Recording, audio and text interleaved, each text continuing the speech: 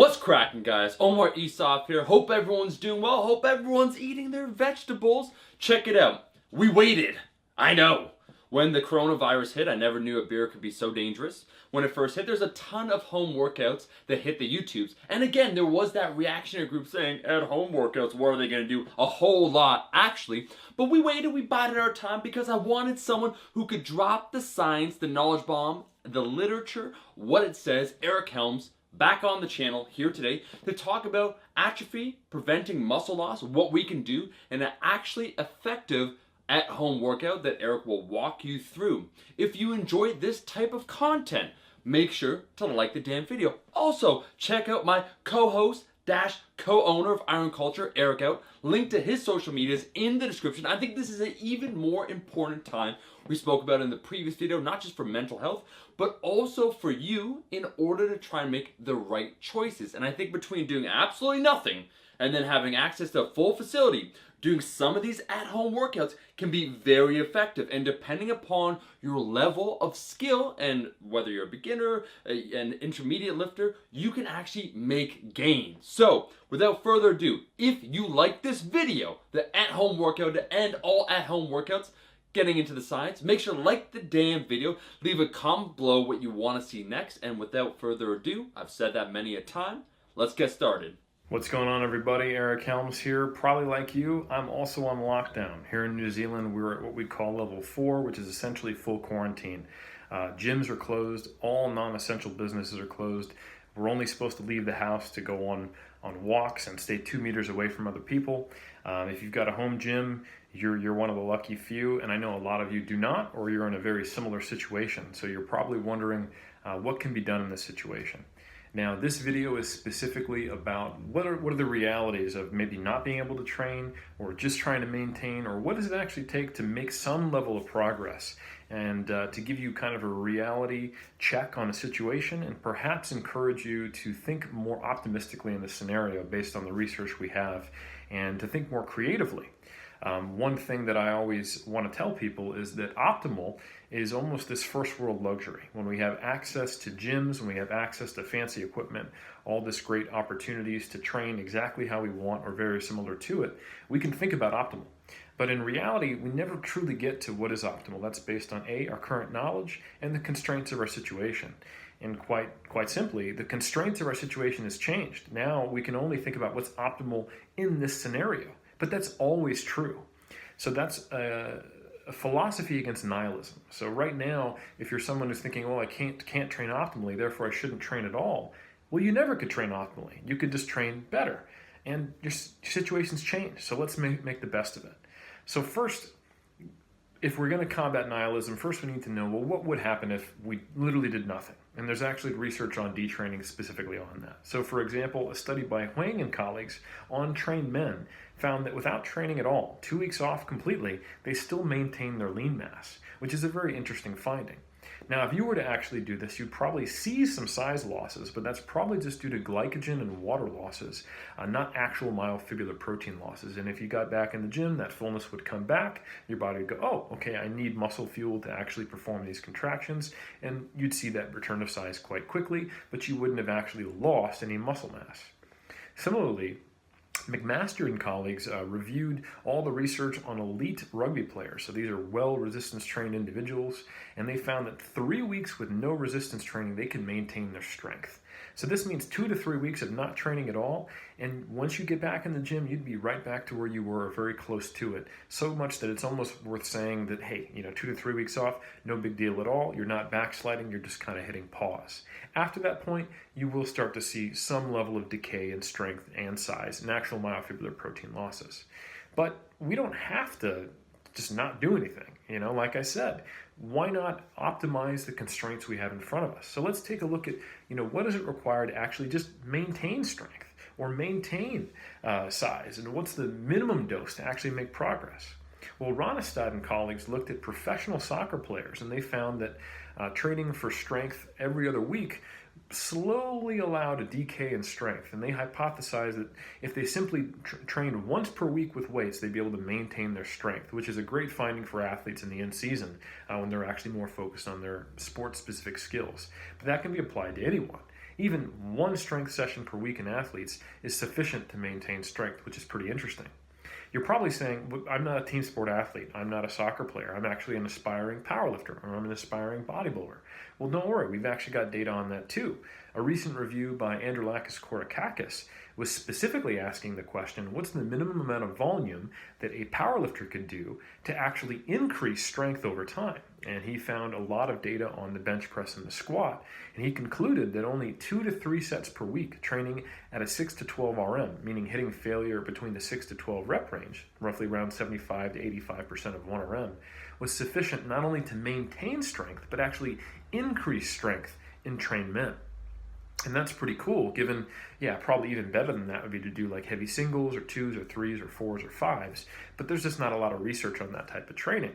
So it's actually quite interesting to see that the 6 to 12 rep range was effective, because some of the bodyweight movements we're doing are going to be a lot closer to that than, say, doing like a single at an 8.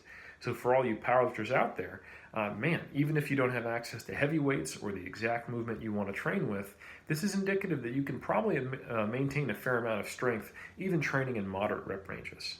But what if you have access to no equipment at all? Well, strength is a skill, and you may not be able to, maintain your squat, bench, and deadlift strength as effectively as you're actually doing those movements, of course. But a huge component to strength is muscle size and hypertrophy.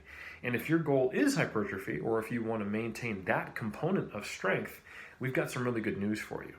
So you're probably aware of the meta-analysis by Schoenfeld and colleagues, the classic one, that reported that 10 plus sets per week to failure produced the highest levels of hypertrophy compared to lower levels.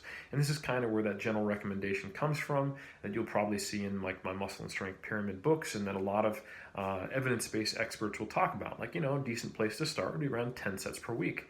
And that's what we focus on, because that's what's considered optimal, at least on average.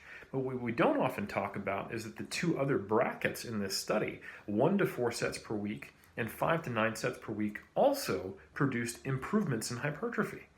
In fact, doing the 10 plus sets bracket, that got you 100% of the possible gains, but only doing 1 to 4 sets produced about 2/3 of the possible gains. Meaning that in some studies, people doing only 1 set to failure for a given muscle group were actually making substantial hypertrophy. So that's just to put it out there. This is a meta-analysis largely on untrained individuals, but indeed, I do think some of this will apply to trained individuals, at least to maintain muscle mass. It probably takes a little less than you think. So hopefully at this point I've convinced you that it doesn't take much to actually make progress, or at the very least maintain, and it actually takes multiple weeks for you to start backsliding. So hey, it's probably worth it to train. So now that you're bought in, you're probably wondering, well, all right, I don't have equipment. What can I really do with bodyweight training? It's going to have to be high reps. How effective is low load training? Well, fortunately, we've got a lot of research on that. There was a great study by Elasevikius and colleagues that came out a couple of years ago, where they compared 20 all the way up to 80% of 1 RM to failure with similar loads, and they found that actually hypertrophy was quite similar between 40 all the way up to 80% of 1 RM. And for most people, 40% of 1 RM is going to produce, 25, 35, 40 reps at most probably. And it wasn't until they got so light, they were doing, many reps, 20% of 1 RM is super light, that they started to see a drop off in the rates of hypertrophy.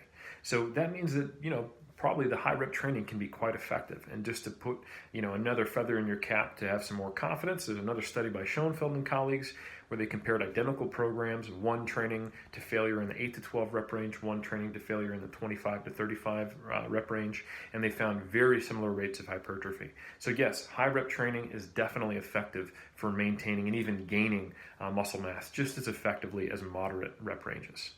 So you're probably wondering, all right, well, that's great, but these studies are on people actually lifting weights. What if I'm only lifting me? What if I only have body weight or bands or the type of things I might have lying around my apartment? Well, the good news is there's research on that as well.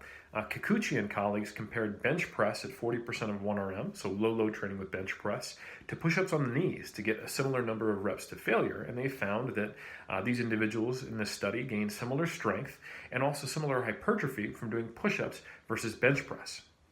So that's great news. Now, this was a study on untrained individuals. You may be wondering, well, hey, Eric, that's great, but if I do push-ups, I can get 60, 70, 50 reps. That's probably kind of like 20% of 1 RM. Well, there are other ways to perform push-ups. There's a lot of different body weight variations. One specific modality of training I want to talk about briefly is what's called blood flow restriction training.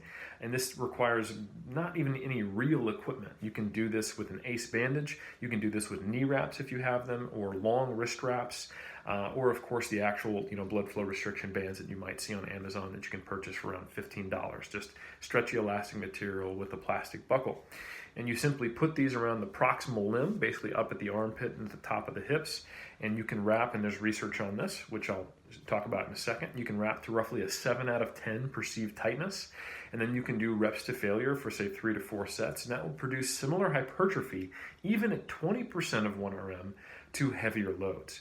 And in fact, right now, take a look at this review by Scott and colleagues, where they looked at blood flow restriction training in athletes, and they actually found that at the loads that would normally not produce strength or hypertrophy, BFR actually allowed them to be stronger and actually grow, even using loads as light as 20 to 30% of 1RM. And the way it works, essentially, is that you maintain arterial inflow with it not being like a complete tourniquet, not too tight. Don't make it too tight. It shouldn't be incredibly painful, but it will be uncomfortable, while still occluding venous outflow. And what that does is it creates blood pooling in the contracting muscle.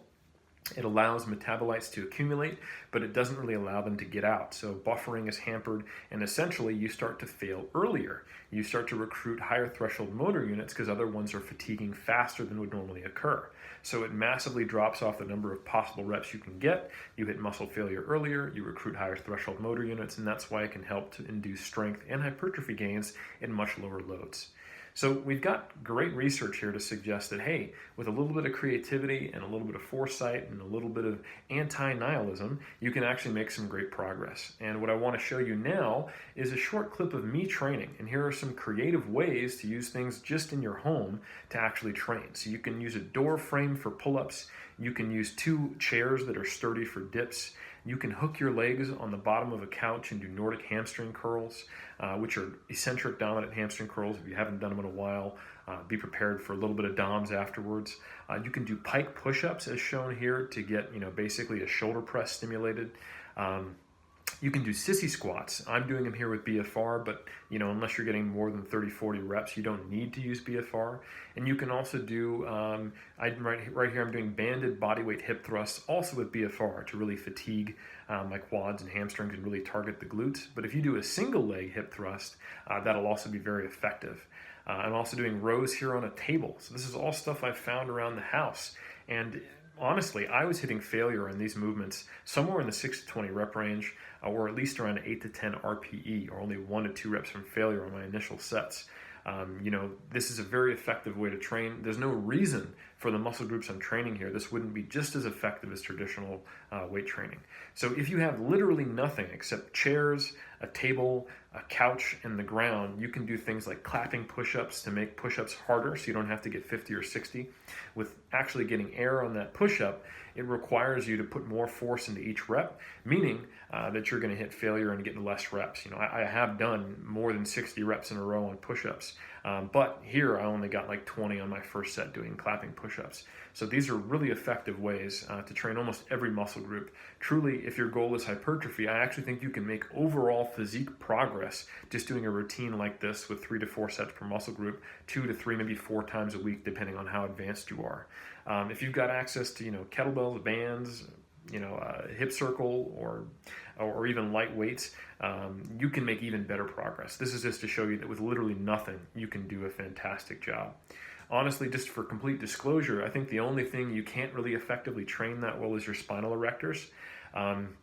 If you could jury rig some kind of back extension, then that changes that. Maybe have a partner hold your legs while your stomach is kind of like on the edge of the couch, and you do bodyweight back extensions into the 20 or 30 rep range.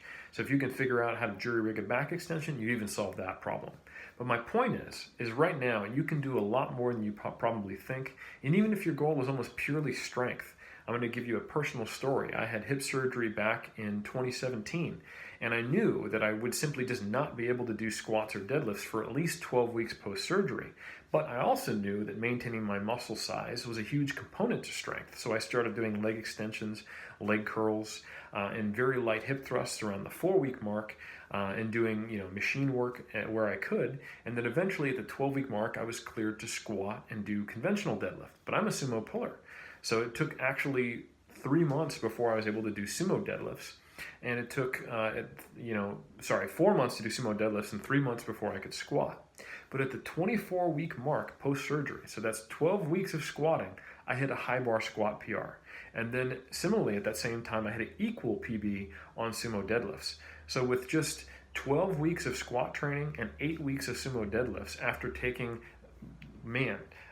16 weeks off of deadlifting completely and 12 weeks off of squatting completely, I hit PRs or equal to, because I had done the work to maintain my muscle size with some non-specific movements. So if you're a powerlifter, you don't really care about muscle size, remember that if you can maintain your muscle mass when you get back to the gym, you're going to have a much faster recovery of strength than if you'd done nothing. And if you're a bodybuilder, you're in good news. This is basically just a unique style of training, and you can probably make progress. You're only limited by your creativity. So thank you for your time. I hope you enjoyed this video, and I hope you can feel confident and optimistic about the gains you're going to make even during lockdown. Eat your vegetables, eat your vegetables, eat your fucking vegetables.